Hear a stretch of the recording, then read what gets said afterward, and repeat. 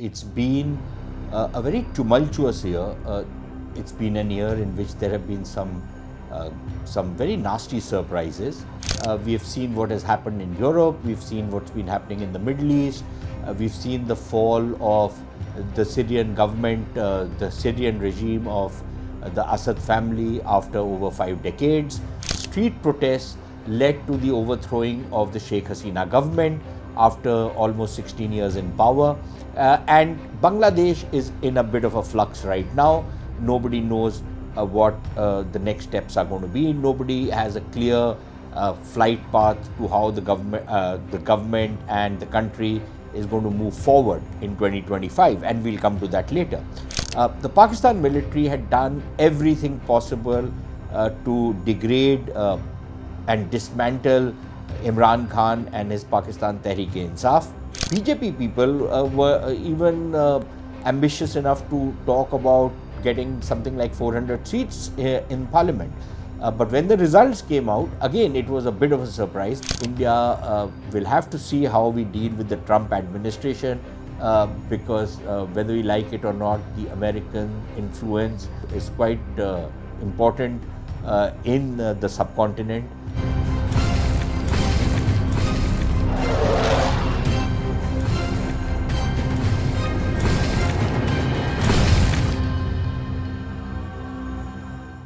The year 2024 is ending on a somewhat somber note, not a very hopeful note. It's been a very tumultuous year.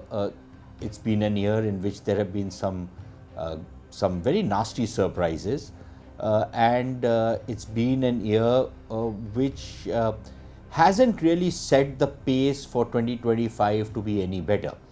And in fact, in some ways, this entire decade is one which has been full of surprises, full of tumult, starting with COVID, and then globally we are seeing kind of developments which have really shaken the stability of the global system. We have seen what has happened in Europe. We've seen what's been happening in the Middle East. We've seen the fall of the Syrian government, the Syrian regime of the Assad family after over 5 decades. So the wider region around the Indian subcontinent is in a flux, but so is other countries in the Indian subcontinent.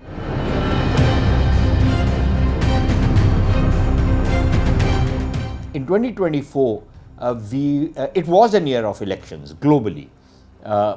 But in this region as well, we had elections in Bangladesh in January 2024, and as expected, Sheikh Hasina and her Awami League swept the polls. The polls were very controversial because the opposition parties had virtually boycotted the elections, and it was almost a clean sweep by the ruling party, which had been in power for 15 years.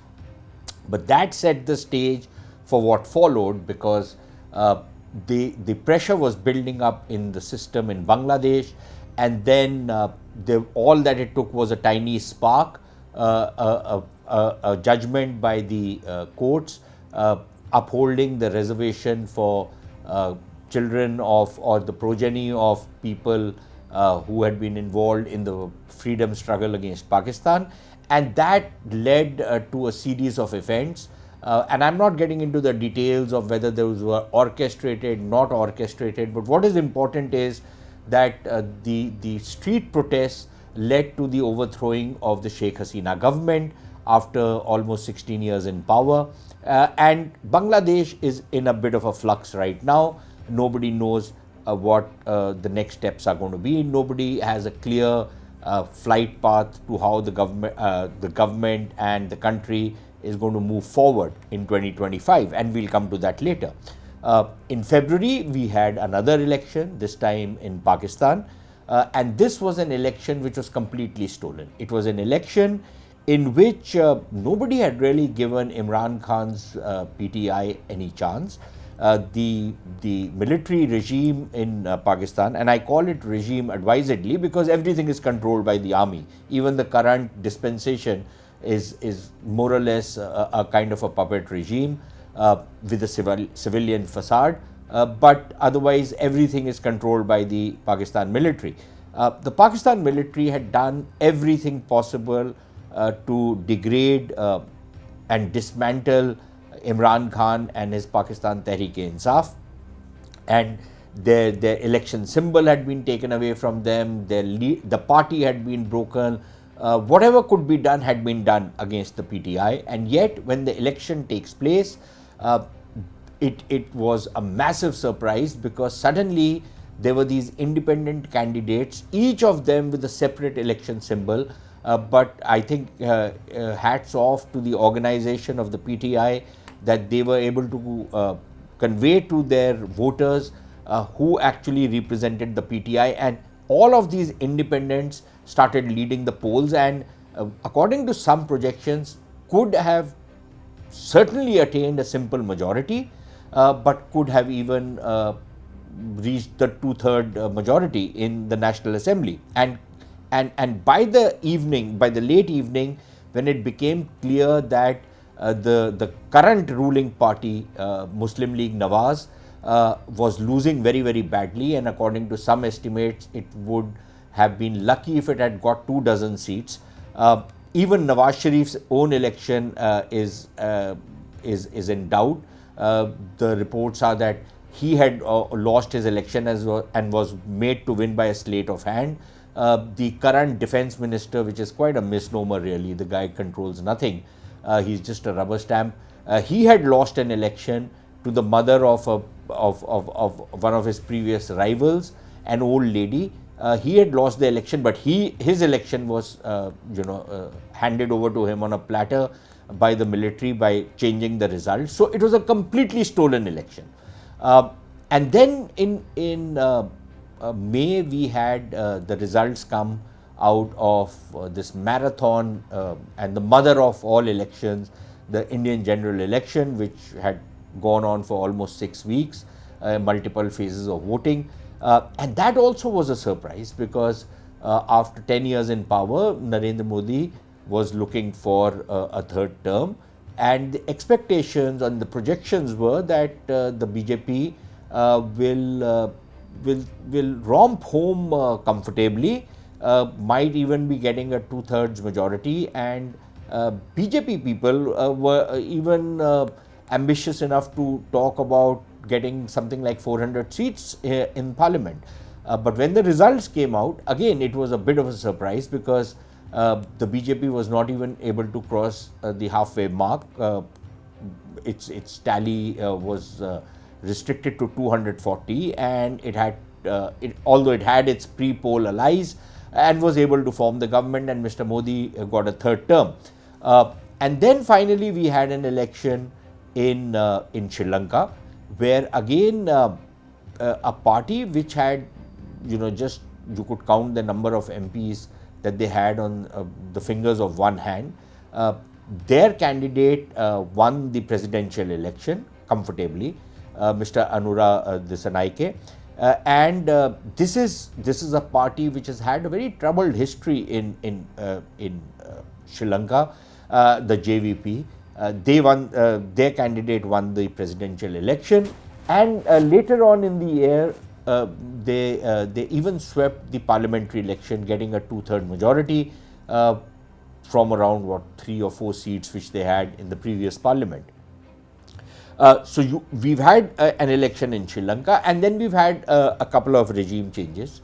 For example, in Nepal, which we've always had, there has been this musical chairs going on in Nepal ever since democracy has been restored, and again we saw the Prime Minister Prachand losing majority and his rival KP Oli coming in and becoming the Prime Minister. So it's been quite a tumultuous year for the subcontinent, and what is important is also the fact that we have countries like Myanmar, uh, which are in deep trouble.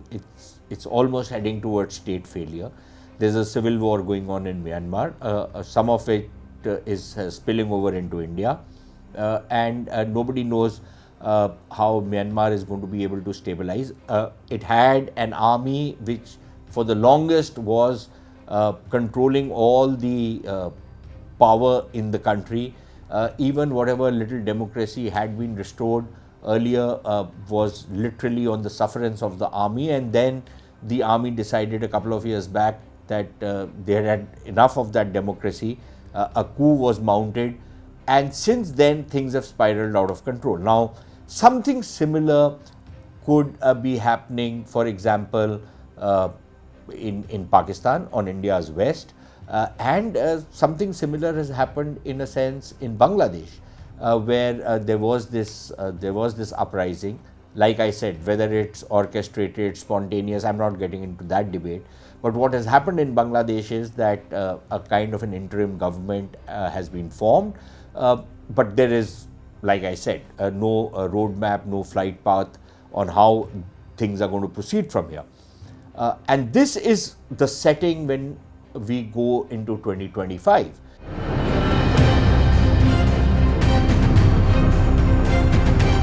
I think one of the bright spots in 2025 is going to be India. We will have the normal rough and tumble of politics, the elections, the recriminations, all of that, which is part and parcel of Indian politics. The raucous Indian democracy will continue. But I think there is a kind of a stability which is there in the system, and there is virtually no chance of any major, major upset taking place in India. So I think the Modi government is fairly comfortably ensconced in power, along with its allies. So for India, there's not much to worry about domestically insofar as the stability of the government is concerned. But I don't think we can say that about some of our other neighbors. Sri Lanka might be another bright spot, because while you've had a government out there with a brute majority really, which is Marxist and left-leaning and all of that, but I think that government has shown a lot of pragmatism. It's come in like a breath of fresh air in Sri Lanka's context. It's shown a lot of pragmatism. It hasn't reacted in a knee-jerk manner to the IMF program in which Sri Lanka is. The economy has started to stabilize some, and Sri Lanka is mindful of the fact that it needs to keep India's security concerns in mind, something which was very clear when the Sri Lankan president visited India. It was a visit which went off quite well. So I think Sri Lanka is one of the bright spots. The not so bright spots, one is of course Myanmar, where the current junta in the capital is fast losing control over territory. There are large swaths of areas in Myanmar which have gone out of the control of the regime, and there doesn't seem to be any sign that the regime will be able to regain control over those areas. So we don't know how Myanmar is going to unfold. But what we know is that a lot of that unrest will continue to spill over into India. And there have been some reports of India thinking of border fencing, much more robust border management to insulate herself as much as is possible from the fallout of what is happening in Myanmar. In Bangladesh, I think there are apprehensions of further troubles as far as India is concerned. One is, of course, the kind of hostility that we are seeing from elements within the current regime in Bangladesh. We've had people who are members of the current cabinet who have spoken about encroaching on and annexing Indian lands so that Bangladeshis have space to expand and to live. Clearly, that's not going to be acceptable to India, and I think the protests that India lodged were pretty diplomatic in some ways, but I think we need to really tell the Bangladeshis where they get off. We've also seen some hostile actions starting to take place inside Bangladesh. They have started releasing Islamist terror groups who had been imprisoned by the Sheikh Hasina government. We've seen they're getting closer to Pakistan, which always rings alarm bells in India. Right now, the Bangladeshis claim it's only trade and other contacts that are being established. But we know how that operates, because once these shipping lanes open up between Pakistan and Bangladesh, the experience of India in the past has not been very happy. Pakistan would transport weapons, Pakistani terrorists would travel to Bangladesh to infiltrate into India. And we've already seen some cases of Bangladeshi terrorists enter India. There are also apprehensions that some Indian separatist groups could once again find safe havens in Bangladesh. So there is that entire security dimension to what is happening inside Bangladesh. Then there is a political dimension. It's not very clear if the Bangladesh government will actually hold elections next year. There are some reports that they are planning to hold elections in the later part of 2025.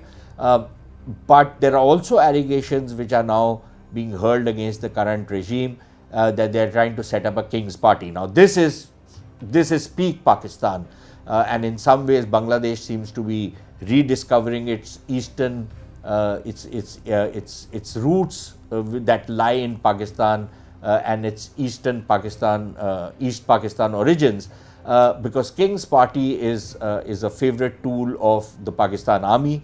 Out here in this particular case, it's not necessarily the Bangladesh army, but I think it's the current regime which is trying to set up its own political party, which will then quite naturally try and grab power, and that could cause some political upheaval inside Bangladesh. Economically, Bangladesh is having its problems. There is political uncertainty which is fueling economic uncertainty. The economy isn't really doing very well, and there are going to be those problems. And the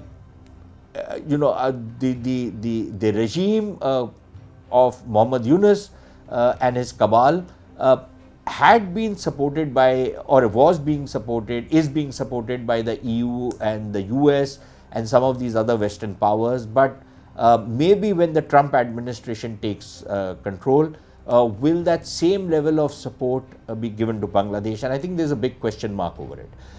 And then we come to Pakistan, where again, at one level, it seems that the military has re-established a very firm control over the political system in Pakistan with this puppet government of Shahbaz Sharif and his cronies.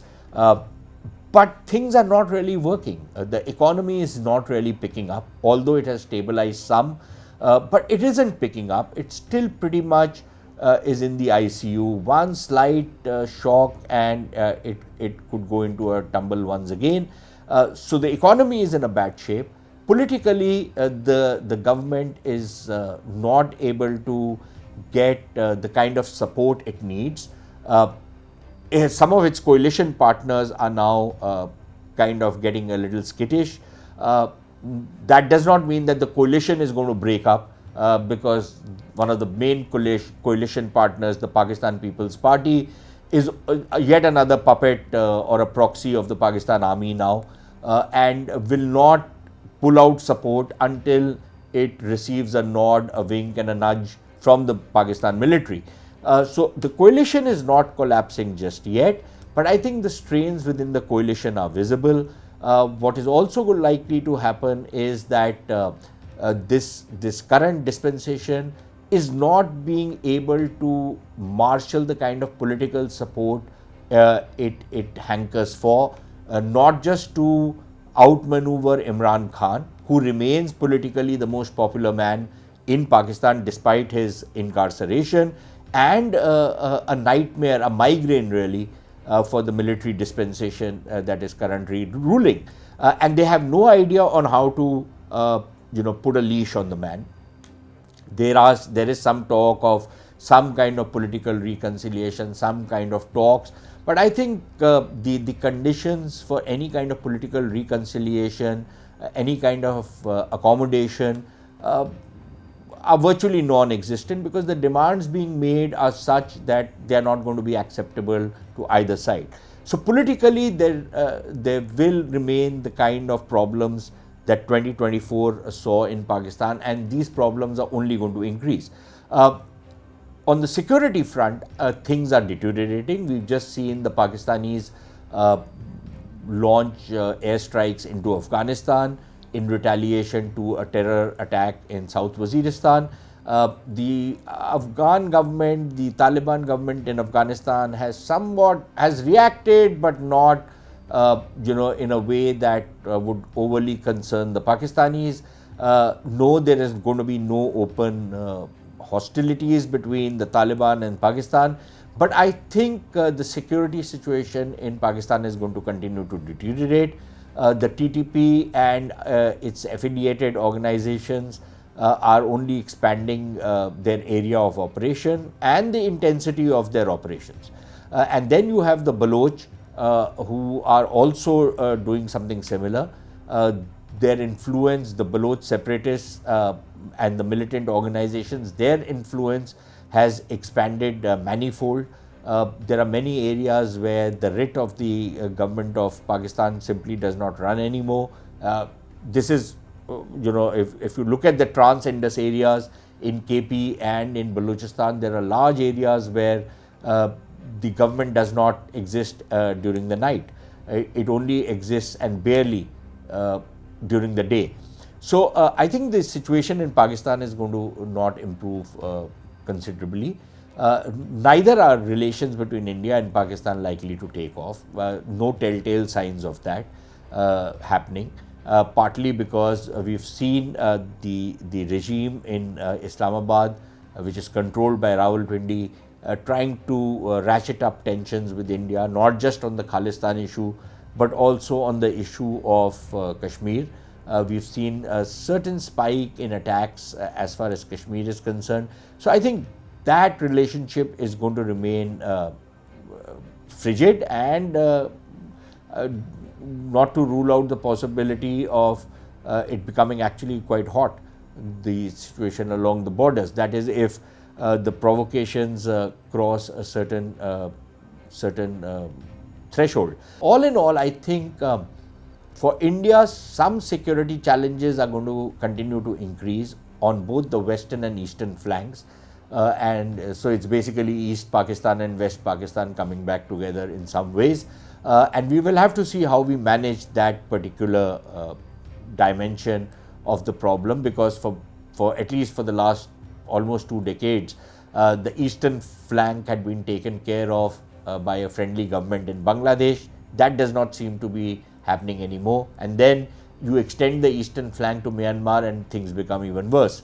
So that is where we are going to be at in 2025. Hopefully it will not be all doom and gloom.